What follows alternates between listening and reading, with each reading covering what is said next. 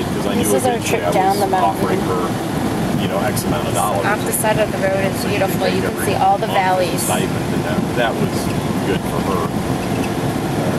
But Yeah. you never saw her after that, or I saw her. with her? No, I saw her one time in court, and that was one of the worst days of my life.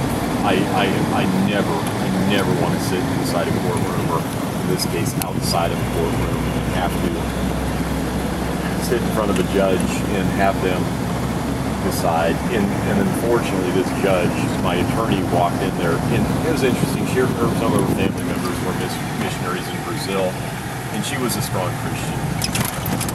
But she said, we are not going to sit in front of this judge. This judge is a whack job. And, you know, so I had this going through my mind. And they had some sort of legal procedure that her counsel didn't do so we could get another judge. But it was just sickening. And so in the hallway, then her attorney and my attorney worked out a settlement, which was funny and sad at the same time, because the offer that I made was actually more than the settlement, than what she wound up paying her attorney's fees and everything else to drag it out and to run me through. I was offering her more, in every way. And it was just like, here, I know you're not entitled to this. I told my attorney, I said, I don't care, I gotta live with myself, you know, and this is what we're gonna give her. And I know it's a lot, but you know, nobody's gonna say that I mistreated her.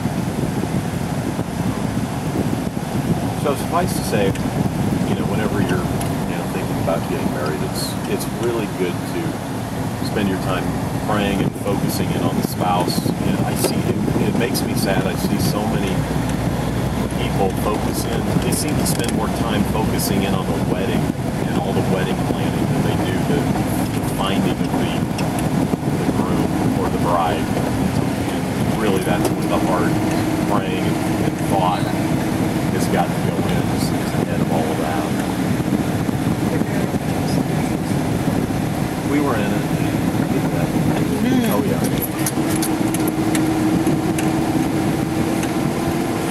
That's very jerky. Oh, that's a house.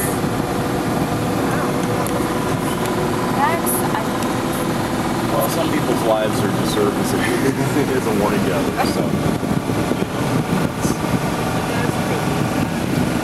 yeah.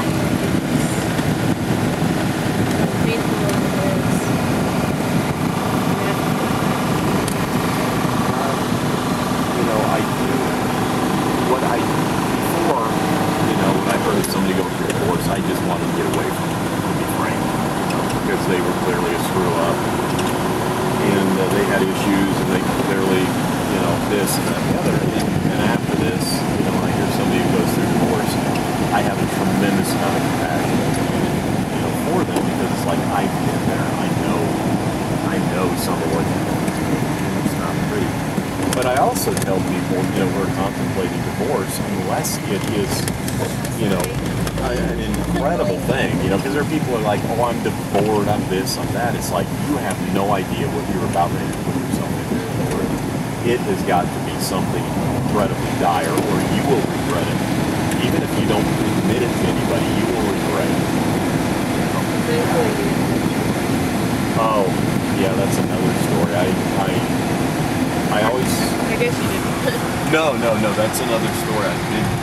But I woke up after we separated. I woke up and I had the kind of nightmares you see in Hollywood, where like you're in a cold sweat and you're panting and you're, that sort of deal. I never had that before, and I dreamt that Carla was pregnant, and I was just